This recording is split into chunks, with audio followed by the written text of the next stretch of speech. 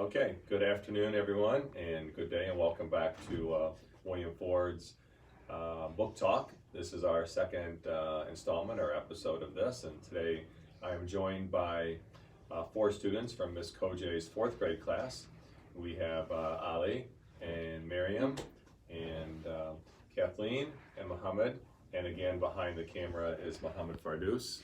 That's one of my favorite parts of the videos when he turns it around and shows himself. It's kind of cool. Of course, I'm Mr. Higgins, the principal at William Ford, and here today we're going to talk about a favorite book of theirs from Ms. Cojei's class, a favorite read aloud, I'm assuming.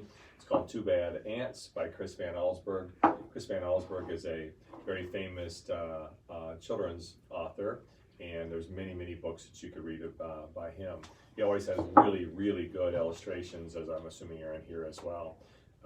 Very good. So today we're going to talk about that. So I think we're going to start with Miriam, who's going to start by summarizing the book Too Bad Ants.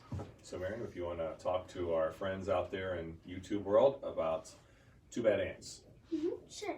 So when I read this book, I'm about to just put in a summary. So basically, one scout, and if you don't know what a scout is, it's just a normal ant. So the ant found a crystal, as they call it, and they gave it to the queen. The queen loved the crystal so much, and all the ants loved the queen, so they set out to find more crystals.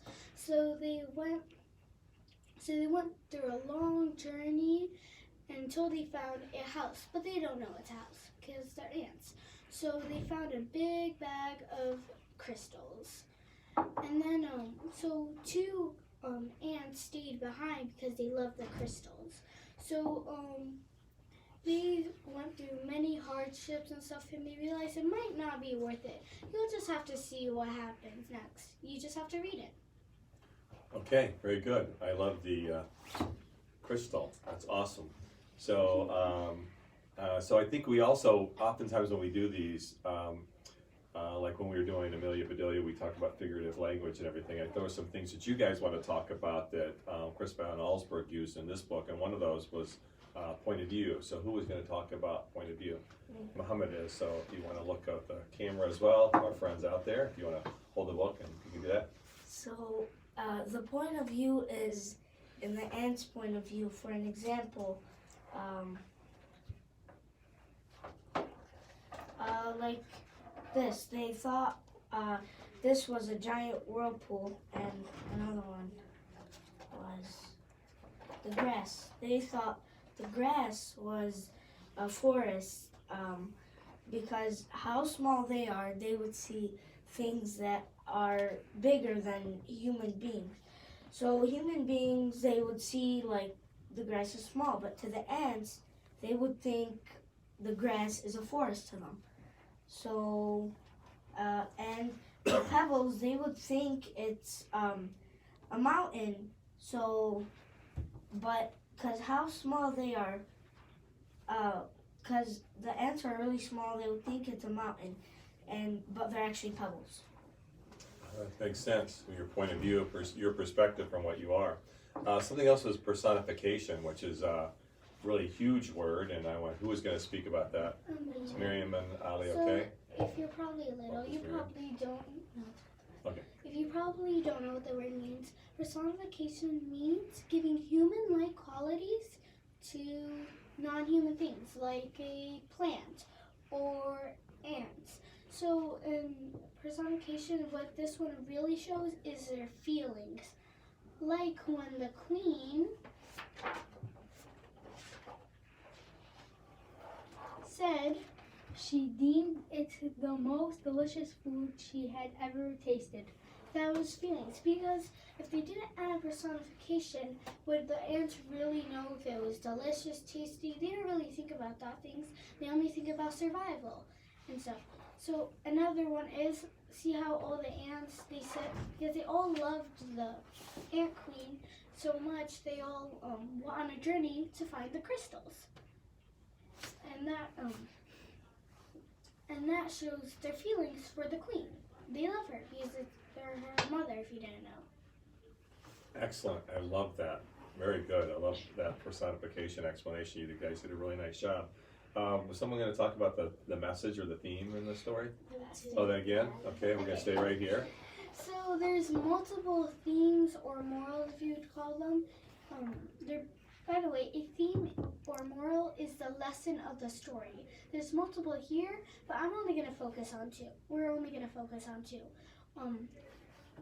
One of them is your actions have consequences. Like when they were greedy with the crystals, they went through many hardships in that place because they wanted the crystals. But and that's the consequence. They got through so many trouble being burned, being electrified, stuff like that. Also, another one is they got their priorities straight in the end. And so what was really worth it? The crystal or their friends and family? Staying at for sugar is a small rock, and a big rock is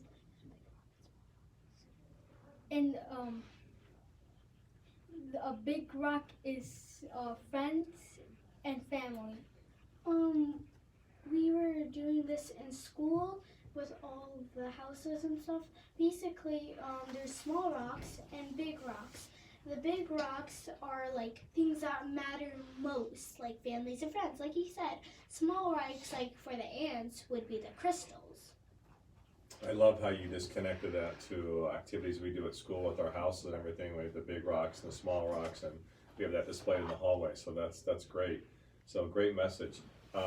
Kathleen, I think you were going to talk about illustrations. And we mentioned it when I first said it. Chris Van Allsburg is often known for his incredible drawing. So I think Kathleen was going to talk about illustrations. If we didn't have illustrations in this book, then it would be hard to inference the pictures. Just having the words there, the clues wouldn't really come to mind at all. And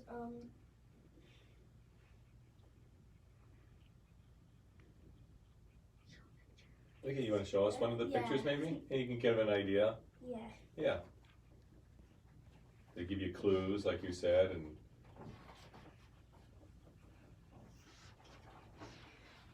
For here,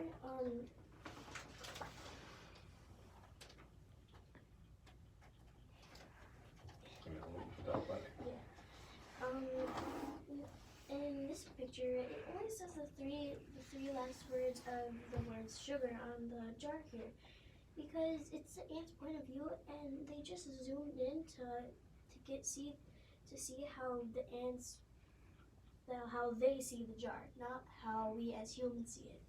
Us humans, we see it as the whole word, not the three last letters of the word. And if this wasn't here, it'd be confusing to know, because he didn't put sugar in the words or anything, so it'd be hard to inference it if it was only just words. So like with the illustrations and the word, doesn't it give it, sort of like makes it feel like mysterious and adventurous, because you have to guess what they're talking about. Like when they show with the crystals, you wouldn't actually think they're like sugar cubes because they never said sugar, but right. with all those hints and how it was delicious, that's how it makes you like know, because without the pictures and the words, I feel like it wouldn't really make that much sense. Do you too? Yeah. Good. All right, so wow, it's hard to believe that just in this one little picture book, there's so much from point of view and personification and the meaning behind the pictures and the overall theme and message that you guys were able to connect right to us here at William Ford. And what we're doing every day is between the big rocks and the little rocks. What a great connection you all were able to make. So I think I know the answer to this, but would you recommend this book to your friends here at William Ford? Yes, Yeah. we Yes. would recommend it. Oh, you have a reason? Why do you? I recommend this book because it gives you mysterious clues, because you're not an ant. You see stuff that are bigger. So the author, Chris Van Allsburg, he made it zoom in and make sure you see what the ants are seeing. Awesome. Kathleen? And it was sort of silly to me because in certain parts of it, it was pretty funny, and I love how it said that